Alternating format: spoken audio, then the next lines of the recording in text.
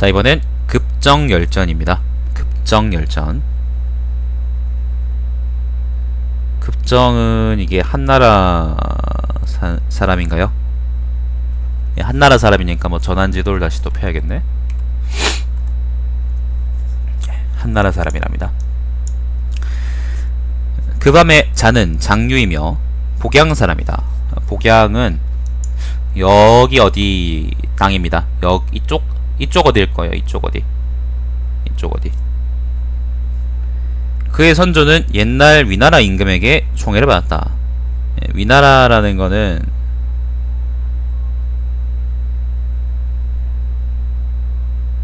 위나라 위군인데, 위나라는 아마 이 근처 어디에 있었을 겁니다. 이 근처 어디에. 정확한 위치는 잘 모르겠다.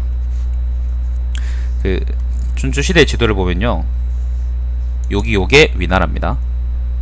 아, 이게 보니까 나라가 이쪽이 아니라 이쪽 어딘가 있었던 것 같은데 뭐 잘 모르겠다. 어디 있었겠죠. 자, 아무튼 그 밤에 이르기까지 7대 후손은 대대로 경과 대부를 지냈다. 그 밤은 부친의 추천으로 한나라 경제 때 태자의 세마가 되었는데 그의 풍고는 위압감을 주었다. 세마라는 거는요, 세마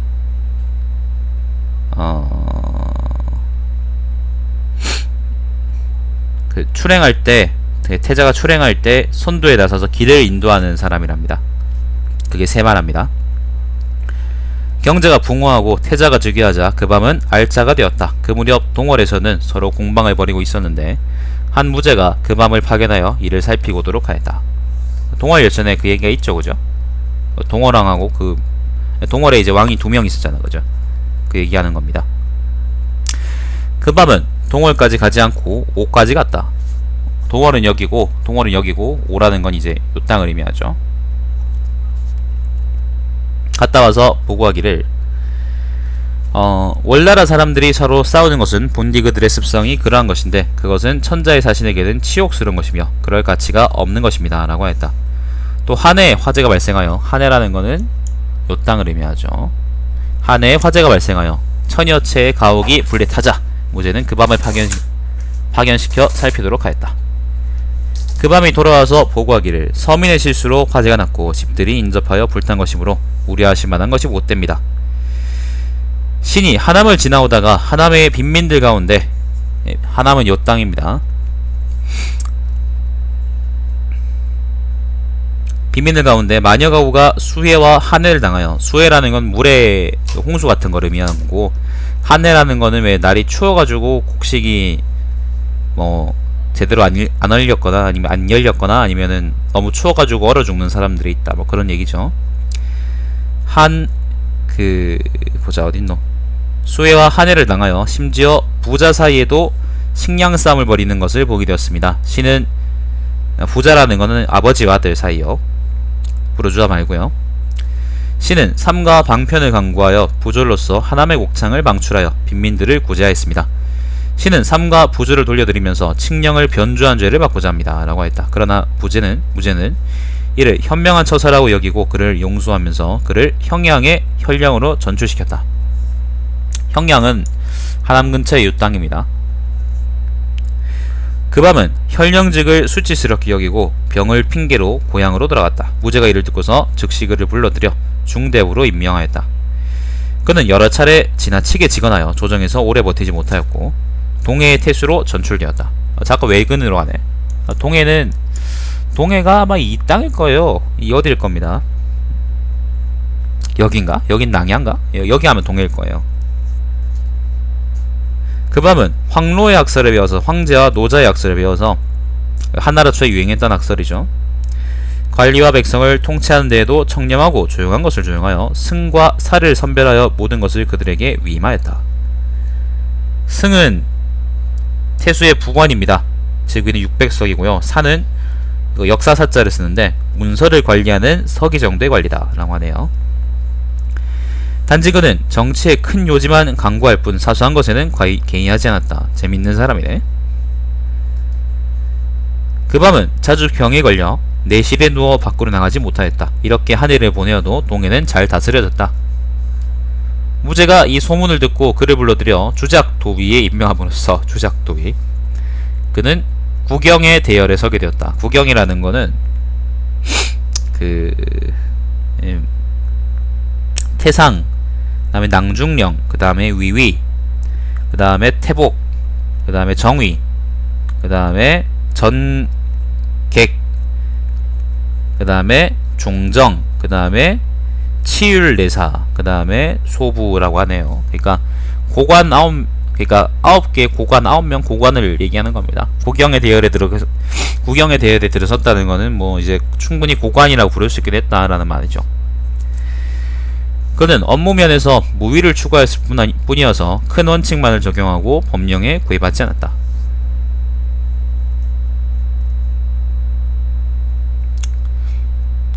유도를 있게 정치했다, 그런 말이네. 그 밤에 성품이 거만하고 예의를 갖추지 않아 면전에서 반박하기도 하였고 다른 사람의 과오를 용서할 줄도 몰랐다.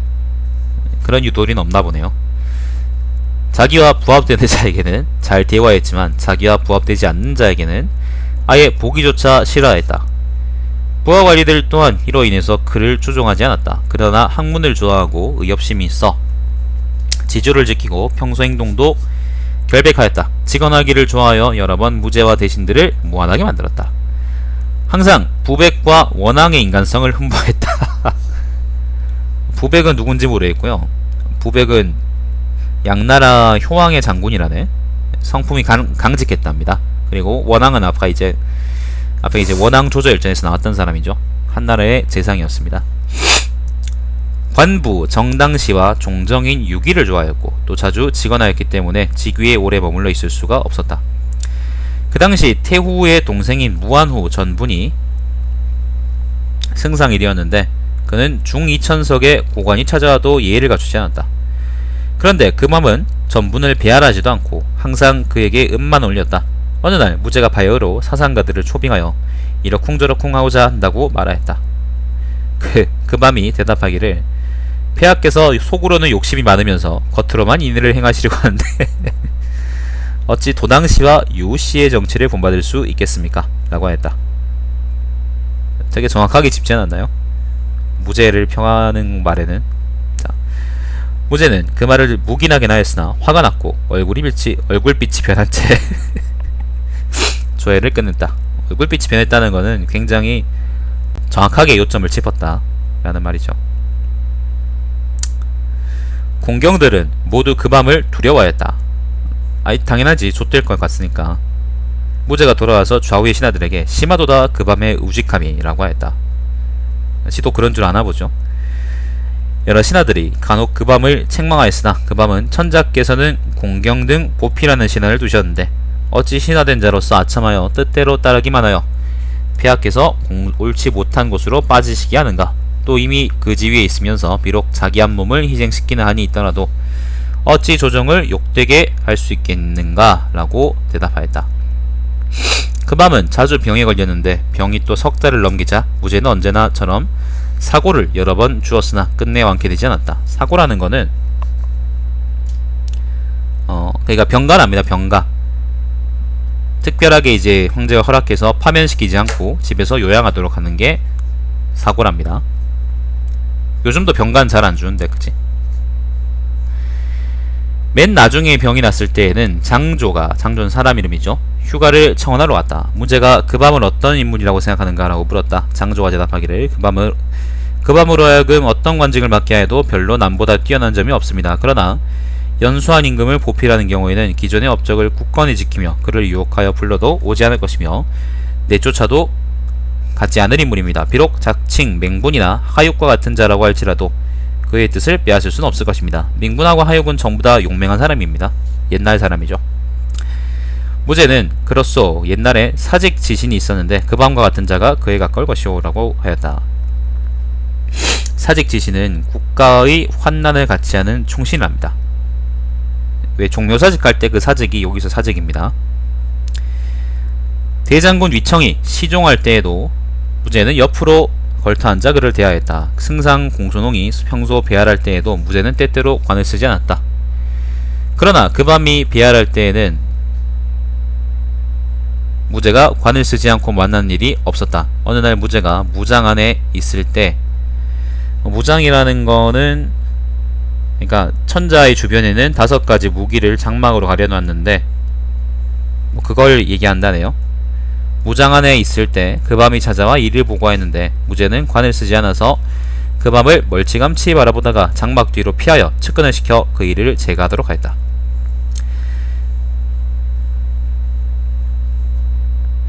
그의 아련은 이처럼 천자에게도 예의를 갖추게 만들었던 것이다. 이 무렵 장탕이 법률을 수정한 공로로 인해 정의가 되었다. 그 밤은 자주 무제 면전에서 장탕을 질책하였는데 공은 정경으로서 위로는 선제의 업적을 발전시키지 못하고 아래로는 천자의 사심을 사악한 마음을 억제시키지 못하였으니 안정된 나라의 백성을 풍요롭게 하는 것과 감옥을 텅 비게 만드는 것, 이 둘 중 하나도 이룬 것이 없습니다. 사람을 벌하고 괴롭히는 것으로 자기의 직분을 성취하고 네 멋대로 법조문을 해석하여 자기의 공을 성취하는 것은 결국 오제의 율법을 날조하여 어지럽히는 것이 아니고 무엇입니까? 공께서는 이 일로 인해서 멸족당할 것이오라고 말하였다. 저주하는 건가? 그 밤이 장탕과 논쟁을 벌일 때마다 장탕의 변론은 항상 법조문의 심오함을 상세하게 거론하였고 그 밤은 매번 강직하고 엄숙하게 고답적인 말로 항변하여 굴복시킬 수가 없게 되자 화가 나서 세상에서 도필리를 공경에 앉혀서는 안된다고 하더니 과연 그렇구나. 도필리라는 거는 그러니까 죽간에 새긴 오자를 긁어 고치는 일이라는 하급관리를 얘기하는 거래요. 장탕이 만약 득세하면 천하 백성들은 한쪽 다리로 서고 곁눈질하며 보겠구나 라고 매도하였다. 이게 무슨 말이냐면은 장탕은 너무 법조문의 해석에 얽매여 가지고 실체적인 일을 제대로 처리하지 못한다고 그 밤이 생각했다는 거예요. 아까 그 밤은 이제 큰 범주의 어떤 일들에만 관여하고 세세한 것들에는 얽매이지 않았다고 얘기했잖아요. 그죠? 서로 상극인 거죠. 이 무렵 한나라는 마침 흉노들을 정벌하고 있었고 사방의 오랑캐를 회유하고 있었다. 그 밤은 이 일을 막으려고 힘썼는데 무제에게 기회를 보아서 오랑캐와 하친하여 군사를 일으키지 않도록 항상 말하고나 했다. 무제는 마침 유가사상의 마음을 두어, 유가라는 거는 공자요, 유가사상의 마음을 두어 공손홍에게 공손홍을 존중하였고 나라 일이 점점 많아지자 하급관리와 백성들은 교묘하게 법망을 피하게 되었다. 그래서 무제는 법률을 더욱더 세분하여 일을 다스리고자 하였고 장탕 등은 새로운 법령을 만들어 더욱 무제의 총애를 받고 있었다. 그 밤은 평소 유학을 비난하였는데 공손홍 등의 인물을 향해서 단지 나쁜 마음을 품은 채 지혜를 궁리하여 아부하여 황제의 환심을 살해한다고 질책하였다. 그리고 장탕과 같은 도필리들은 전문적으로 법률을 끌어다가 교묘히 모함하고 사람을 함정에 빠뜨려 진상을 회복할 수 없게 하며 법으로 처리하는 것을 공로라 생각한다고 질책하였다. 지금 변호사 같은 놈들이네. 왜 변호사 중에 보면 그런 사람도 있잖아.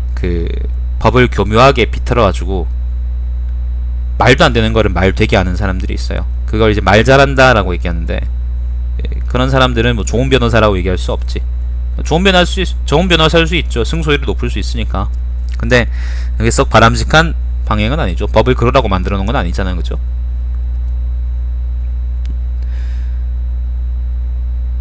그러나 무제는 공손홍과 장탕을 더욱 훌륭하게 생각하였고 그들은 마음속 깊이 그 밤을 미워하였으며 무제 또한 그를 좋아하지 않았으므로 빌미를 만들어 그를 해치려고 하였다.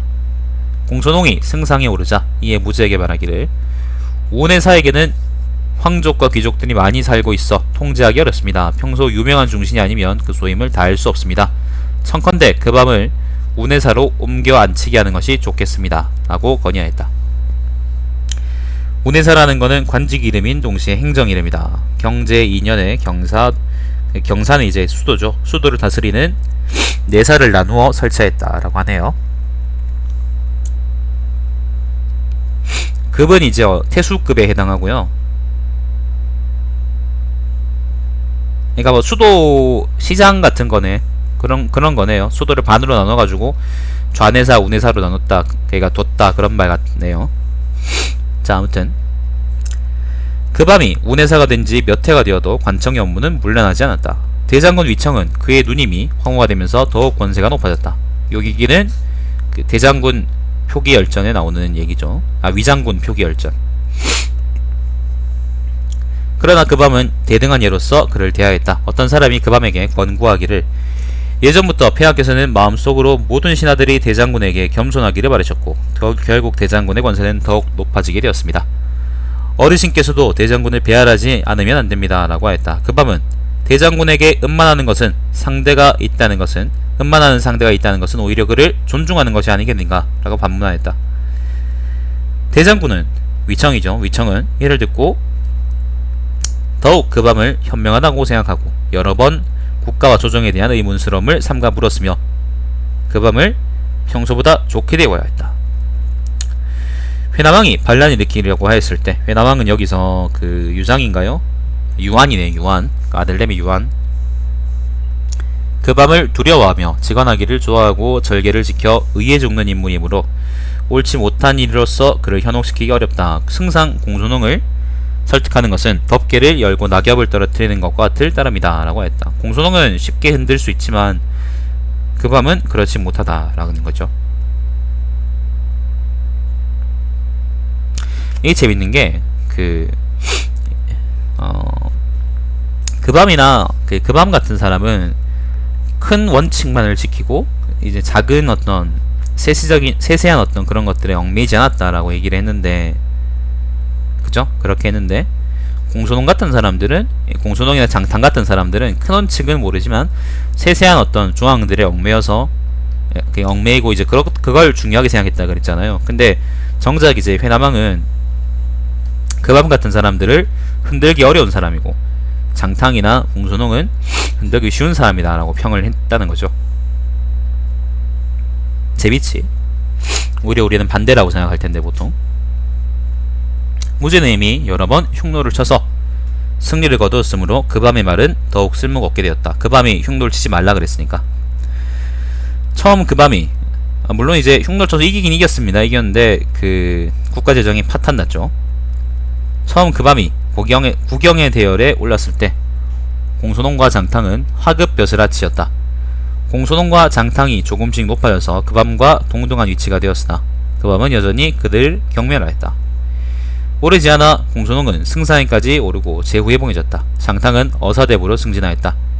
예전에 그 밤이 관할하였던 승과 사의 부관은 모두 그 밤과 같은 대열에 서거나 혹자는 그보다 더 높게 등용되었다. 그 밤은 편협한 마음에서 다소 원방스러움이 없을 수 없었으므로 황제를 뵙고 나아가 말하기를, 폐하께서는 장작을 샀듯이 신하를 등용하시어 나중 들어온 사람이 윗자리 오릅니다 라고 했다. 무제는 묵묵히 있었다. 잠시 후 그 밤이 물러가자 부제는 사람은 과연 학문이 없어서는 안된다. 그 밤의 언변을 보니 날이 갈수록 심해지고 있다 라고 말하였다. 무슨 말이지?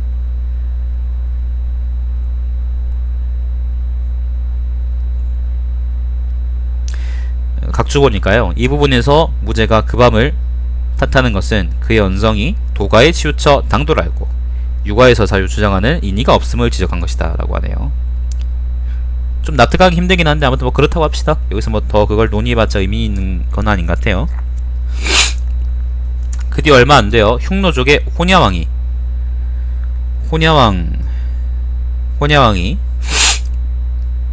무리들을 거느리고 항복해왔다. 한나라에서는 2만 대의 수레를 징발하려고 했다. 현관이라는 거는 이제 그 현하고 관, 그러니까 이제 징발하려고 그러면 이제 어쨌건 그 각 지역에서 이제 그걸 공출해야 되니까 그걸 의미합니다. 현관에서는 그만한 돈이 없어서 백성들로부터 말을 빌리려고 하였다. 백성들 중에는 그 말을 숨기는 자가 많아서 그 숫자를 채우지 못하였다. 생각보다 기네. 부제는 분노하여 장안령을 참수하려고 했다. 장안령이라는 거는 그 운해사 지역에 속해 있는 수도의 어떤 행정구역 그 장관이겠죠. 이에 그 밤은 장안령은 죄가 없으며 이 그 밤 한 사람의 목만 베면 백성들은 곧 말들을 내놓으려 할 것입니다. 하물며 자기의 군주를 모반하여 한나라에 항복한 흉노족인데 한나라에서는 천천히 현에서 현으로 이송할 일이지 어찌하여 천하를 소란스럽게 하며 중국의 백성들을 피폐시키면서까지 이적의 백성들을 만든단 말입니까? 라고 항변하였다. 무제는 침묵하고 있었다. 혼야왕이 도착하자 상인들은 흉노족의 장사꾼과 거래하였는데 500명이나 사형을 당하게 되었다. 그 밤은 무제를 아련할 시간을 요청하여 고문전에서 뵙고 다음과 같이 말하였다. 고문전은 궁궐 이름입니다. 흉노가 북방의 요새지를 공격하며 하친을 끊었고 우리 중국도 군사를 일으켜 이들을 무찌르게 되었습니다. 사상자 또한 엄청나게 많았고 그 비용 또한 몇백억의 동전에 달합니다. 신의 어리석은 생각으로는 폐하께서 오랑캐를 사로잡았을 경우에 모두 전사자의 가족에게 노비로 삼게 하실 것이고 노획한 재물도 그들에게 주어 천하 만민의 고통을 위로하며 백성들의 마음을 흡족하게 하실 것으로 알고 있습니다. 지금 비록 그렇게는 못하시더라도 혼야왕이 수만 명의 무리를 이끌고 항복해오자 국고를 털어 그들에게 상을 내리시고 선량한 백성들로 징발하여 그들을 보살피는 것은 비유하자면 망나니 자식을 봉양하는 것입니다. 또한 어리석은 백성들이 상한의 시중에서 오랑캐 물건을 샀다고 해서 그것이 어찌 간교한 법관의 판례에 의한 것처럼 변경해서 물자를 몰래 빼돌리는 것과 같은 줄 알겠습니까? 이게 서로 이제 장사를 했다고 했는데 그게 변경해서 물자를 몰래 빼돌리는 것을 그 죄하고 똑같이 판결을 했나 보네. 그 사법부에서 그런 내막이 있나 보네. 그래서 500명이 아까 사형당할 처지에 놓였다 그런 말인 것 같네요. 폐하께서 비록 흉노의 물자를 가지고 천하 백성을 위로하지 못하실지언정 아리송한 법으로서 무지한 500명을 죽이는 것은 이른바 잎을 보호하기 위해서 가지를 상하게 하는 격입니다. 신은 삼가 폐하께서 취하실 일이 아닌 줄 압니다. 황제는 묵묵히 있다가 그의 건의를 허락하지 않으며 내 오랫동안 그 밤의 말을 듣지 않았는데 지금 또다시 망령댁 말하는구나 라고 하였다. 몇 달 후 그 밤은 하찮은 법률에 저촉되어 사면과 동시에 파면되었다. 그래서인지 그 밤은 전원에 은거하게 되었다. 몇 해가 지나 우수전으로 개주하게 되었는데 그러니까 화폐를 바꿨다 그런 말이네요. 백성들 대부분이 가짜 돈을 만들어내었고 특히 초나라 지역이 더욱 심하였다. 초나라 사람들이 거짓말을 잘한다고 하던데. 초나라 지역 황제는 회양을 초지역의 길목이라 생각하고 이에 그 밤을 불러들여 회양태수로 임명하려 했다. 회양이라는 거는 어디냐면 초지역의 길목이다. 아마 여기 요 땅을 의미하는 것 같습니다. 추측하건대 그런 것 같습니다. 그 밤은 공손히 사양하며 인을 받지 않았으나 조서가 자주 강압적으로 내려진 후에야 명에 따랐다. 무제는 그 밤을 불러 아련하게 하였는데 그 밤은 무제에게 울면서 신은 스스로 산골짜기에 묻힐 때까지 다시는 폐하를 못 배울 줄 알았고 폐하께서 다시 신을 등용하실 줄은 생각조차 못하였습니다. 신에게는 천한 지병이 있어 한군을 맡을 능력이 없습니다. 바라옵건대 신으로 하여금 중랑이 되게 하시어 궁궐을 출입하여 과거를 보충하고 흘린 것을 줍도록 해주십시오. 이것이 신의 소원입니다. 라고 간청하였다. 그러니까 그 밤은 자기 스스로 이제 외근직보다는 내근직이 훨씬 더 잘 맞고 어째 이제 무제 옆에서 계속 직원을 하는 게 자기한테 잘 맞는 거다라고 생각을 했던 것 같아요. 실제로 그런 것 같기도 하고.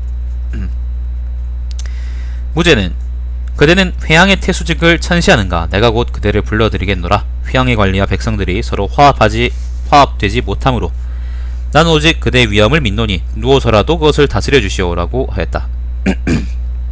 그 밤이 하직하고 임지로 출발하였는데 대행 이식에게 들러 나 그 밤은 버림받아 군으로 나가게 되어 조정의 국정에는 참여할 수 없게 되었습니다. 그런데 어사대부 장탕은 그의 지혜로 충원을 가로막을 수 있고 속임수로 비행을 가릴 수도 있습니다.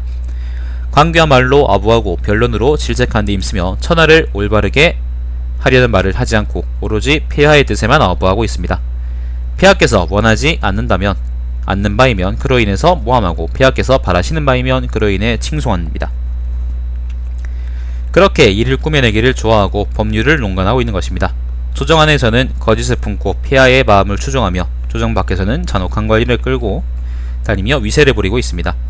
공께서 지금 구경의 대열에 있으며 일찌감치 그 일을 상구하지 않으시면 장탕과 함께 징계를 받을 것입니다 라고 알려주었다. 그러나 이식은 장탕을 두려워하여 끝내 그 말을 감히 안으지 못하였다. 그 밤은 예전의 방법으로 곤을 다스리자 회양의 전국은 안정되었다. 그러니까 직접 뭔가를 하지 않고 사나 승을 임명해서 체제를 잘 구축해 놓는 거예요. 후일 장탕은 과연 실각하였고 무제는 그 밤이 이식과 나눈 말을 듣고 이식을 처벌하였다. 그 밤에게는 제후의 재상이 받는 복록을 주어 회양군을 통치하게 하였다. 그 밤은 그 후 7년이 지나 죽었다. 그가 죽은 후에 무제는 그 밤의 공로를 인정하여 그의 아우인 급인에게 관직을 주어 구경의 대열에까지 오르게 하였고 아들 급언도 제후국의 재상으로 승진하게 하였다. 그 밤의 조카인 사마하는 젊어서 그 밤처럼 태자의 세마가 되었다. 사마하는 법에 정통하고 재치가 있어 관직 생활에 능란하였다. 관직은 4차례나 구경의 대열에 올랐고 하남의 태수로 있다가 죽었다. 그의 형제들은 사마한의 공로로 같은 시기에 2000석의 높은 벼슬에 오른 자가 10명이었다. 복양 출신 단괭은 처음에 갑후 왕신을 섬겼고 왕신은 단괭을 신임하였다. 단괭 또한 2차례 구경의 대열에 올랐다. 그러나 위 지역 출신 관료들은 위나라 지역이라는 건 아까 처음에 조상이 위나라 왕한테 이제 위나라 임금한테 총애받다 그랬잖아요. 요 지역에 있던 위나라요.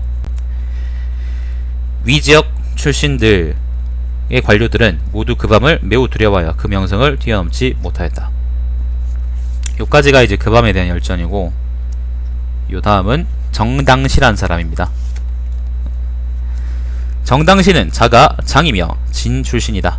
진이라는 거는 그 옛날에 있던 진나라를 의미하는데 여기 있던 진나라는 여기 있던 진나라를 의미하는 게 아니고 이쪽에도 어딘가에 진나라가 있었거든요. 그 진나라를 의미하는 겁니다. 이쪽이었나? 위치는 잘 모르겠네요. 아마 이 근처일 겁니다. 그의 조상인 정구는 일찍이 항우의 장수였는데 항우가 죽은 뒤에 이내 한나라로 귀순하였다. 한나라 고조가 예전에 항우의 신하였던 자에게 항우의 이름을 부르게 하였는데 정군만은 고조의 명령에 따르지 않았다. 고조는 조서를 내려 항우의 이름을 부른 자에게 모두 대부로 우대한다는 조서를 내리고 정군을 배척하였다. 정군은 문제 때 죽었다. 정장은 혁객으로 자처했는데 장우를 재난에서 구해주어 그 명성이 초나라와 양나라에 널리 퍼졌다. 경제 때 태자의 사인이 되었다. 사인은 이제 그거죠. 집사람, 그러니까 하인 아니면 뭐 태자가 사사로이 부릴 수 있는 사람, 그런 의미죠. 그는 닷새마다 하루의 휴가를 얻었는데 이거 굉장한 휴가인데 주요일인데 세상에 우리나라 현대 노동법 21세기 노동법만한 제도가 그때 있었다니. 항상 역마를 장안에 교회에 배치해두고 옛 친구들을 만나거나 빈객들을 초빙해서 밤을 샐 정도였지만 항상 편향되지 않았는지 염려하였다. 정장은 황로의 학설을 좋아했고 훌륭한 인물을 흠모하여 그들을 만나지 못할까 걱정하곤 하였다. 나이는 젊고 벼슬도 미천하였지만 그가 교유하여 알고 지내는 사람들은 모두 할아버지 연배였고 천하의 이름이 알려진 선비들이었다. 무제가 즉위하자 정장은 노지역의 중위, 제남의 태수, 강도의 재상 등을 차례로 역임하고 구경의 대열에 올라 운해사가 되었다. 무한 후와 위기 후의 논쟁으로 인해 이거 앞에 나왔던 그거죠. 무한 위기 열전이었나? 위기 무한 열전이었나? 아무튼 열전이 따로 있었습니다. 얘들끼리 자기들끼리 치고받고 싸웠다고. 첨사로 강등되었다가 다시 대농령으로 승진되었다.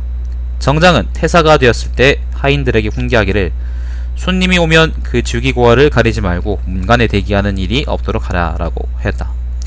그는 주객의 예를 갖추고 자기의 높은 지위를 남에게 낮추었다. 정장은 청렴하여 가업을 돌보지 않았고 공록이나 핫사품을 받으면 여러 손님들에게 나누어 주었다. 그러나 그가 남에게 선물하는 것은 대나무 그릇에 음식물 정도에 지나지 않았다. 대나무 또한 조회 때마다 틈난 대로 무제에게 천하의 훌륭한 사람에 대해서 칭찬하지 않은 적이 없었다. 그가 선비나 승, 사 등의 부하 관리를 추천할 때에는 항상 진지하고 흥미있게 그 사람을 칭찬하였고 언제나 자기보다 훌륭한 점을 들었다.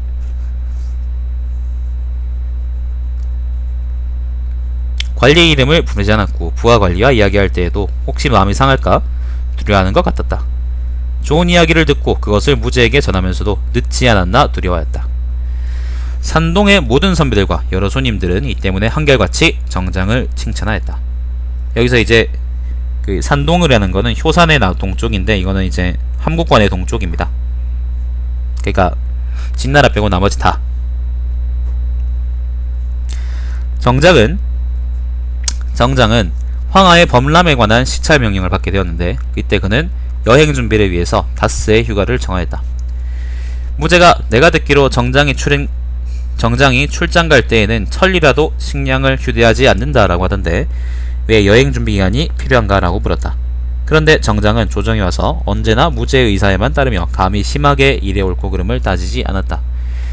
그게 만년에 와서 한나라는 흉노를 무찌르고 사방의 오랑캐를 회유하느라 국비의 소모가 많아지면서 재정사정은 아주 어려워졌다. 정장은 어떤 빈객을 대농의 고용인으로 보조인을 섰는데 그들의 대농이라는 거는 대사농의 부서랍니다. 대사농. 그러니까 농사나 식량 관련한 어떤 그 업무를 담당하던 이제 중앙관청이죠. 대사농이라는 거는 관직이지.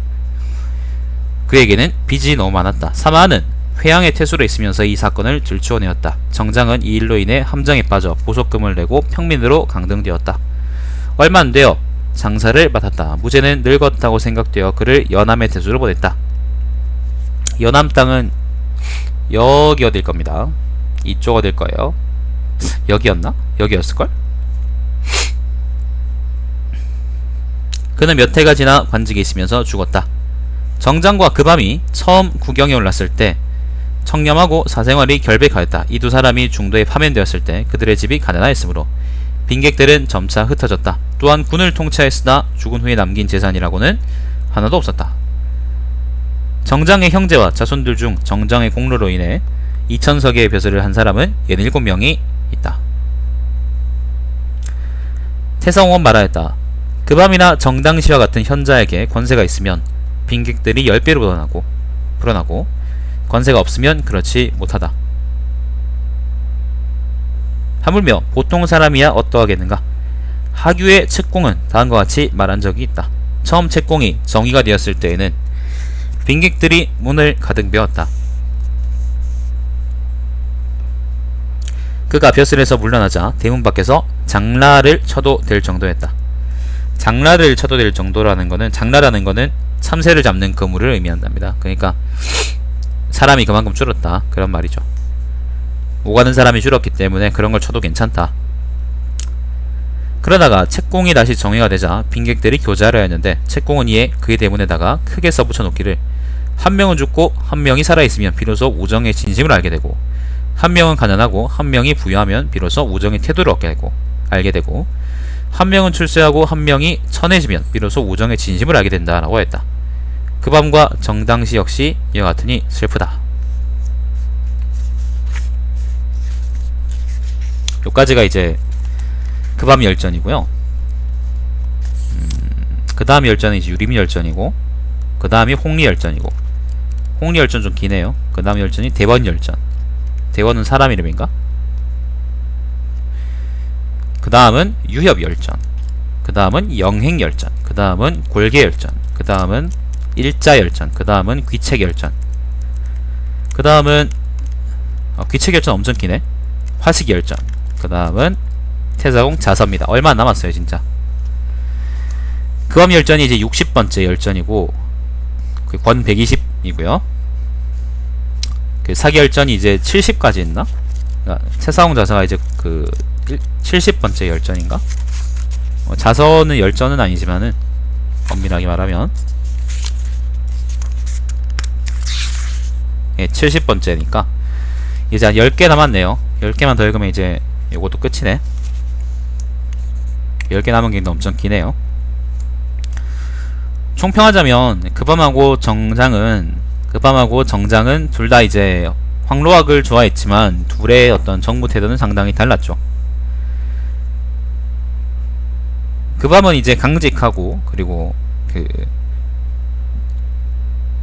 항상 옳은 말을 하고 그리고 직언하기를 좋아하고 그리고 그게 자기의 직분이라고 생각하고, 그리고 큰 원리의 큰 원칙을 지키고 그거를 이제 기대할 뿐 작은 어떤 세세한 어떤 지엽적인 문제들에 얽매이지 않으려고 했죠. 그리고 그걸로 인해서 이제 정당이나 아까 정탕이었나?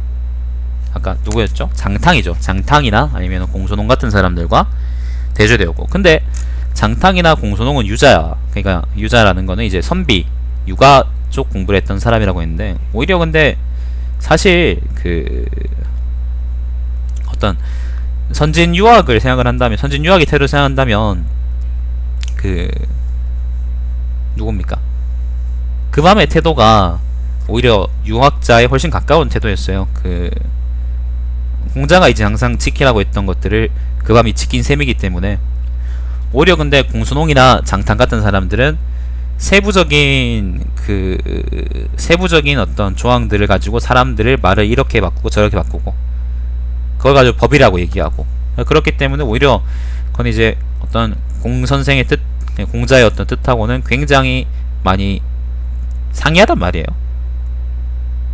이게 어떻게 보면 이제 황로학을 좋아하는 게 그 밤이라 그랬는데, 결국 이제 황로의 뜻하고, 그러니까 노자의 뜻하고 공자의 뜻이 사실 깊게 들어가면 비슷하다, 결국 같은 말을 하고 있다라는 얘기라고 난 생각을 하고, 그래서 오히려 유자를 자처했던 공순홍이나 정탕 같은 사람, 장탕 같은 사람들은 실제로는 유자라기보다는 그냥 아첨꾼에 불과했던 거죠. 아첨꾼이나 아니면은 그냥 말 그대로 정말 도필리 정도에 불과했던 거라고 생각하는 겁니다. 정당시의 경우, 그러니까 정장의 경우에는 역시 이제 마찬가지로 황로학을 좋아했다고 얘기를 하긴 하는데, 또 그 태도가 그 밤하고는 많이 다르죠. 정당시는 항상 남을 배려하고, 직언하기보다는 항상 돌려 얘기하고, 돌려 얘기하는데 이게 무슨 앞에 나왔던 사마상여처럼 그렇게 되도 않게 그렇게 돌려 얘기한 건 아니고, 돌려 얘기하고 남을 존중해주고 배려해주는 사람이었죠. 삶의 태도에서 어쩌면 황로의 어떤 뜻을 따르는 게 아닌가 싶기도 하고,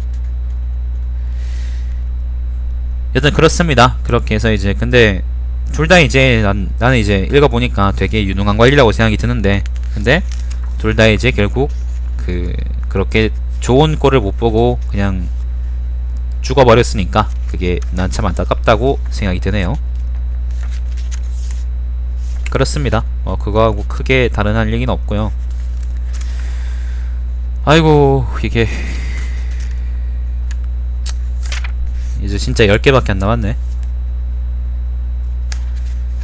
그렇습니다. 오늘은 뭐 요까지 하고, 게임을 좀 하고 싶은데 무슨 게임을 할지를 잘 모르겠네. 일단 방송 종료하고 이제 조금 쉬다가 이따가 뭐 다른 걸 또 하든지 하겠습니다. 자, 시청해주신 여러분 감사드립니다. 방송 종료하겠습니다.